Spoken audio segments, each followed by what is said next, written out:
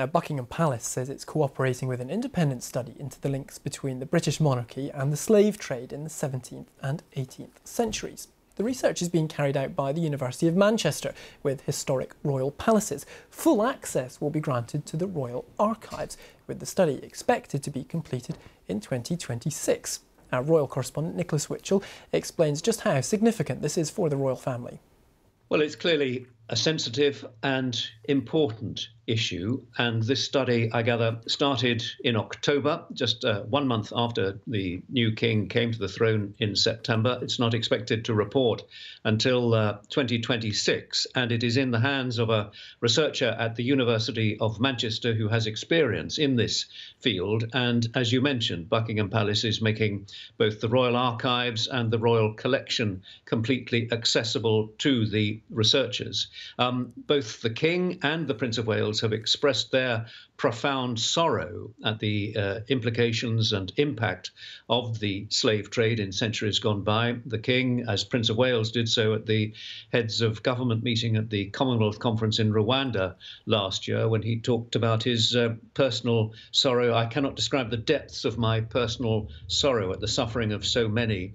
And the Prince of Wales expressed similar sentiments during a visit to the Caribbean last year. So it is clearly important for the British monarchy to be seen to be addressing this issue, the transatlantic slave trade in which Britain participated in the late 17th and 18th centuries, albeit that Britain was then at the forefront of banning the international slave trade.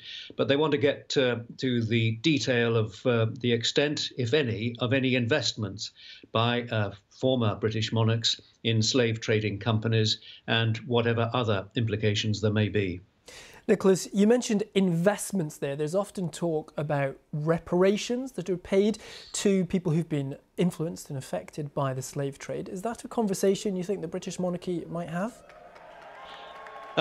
There's no information about that. I think that it will certainly be something that will be in their minds, but I think that they want to understand fully and completely the extent of any involvement by former British monarchs, by the royal household in this trade, before deciding how to respond to whatever information may come forward. So there is certainly no suggestion at this stage of reparations, but I think that they want fully to understand what the implications, what the involvement, if any, was.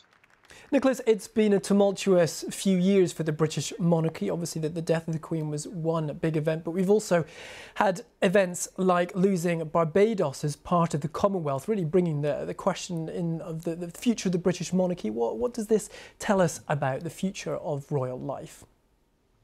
I don't think it tells us anything at all. I mean, there is no question about the future of the British monarchy, certainly in the United Kingdom context, but clearly with the change of reign, the transition to Charles III, there will be questions being asked around those countries, 14 other countries which have the British head of state as their head of state. And again, Charles made it absolutely clear at the Commonwealth Conference in Rwanda last year that each country must make its own decision.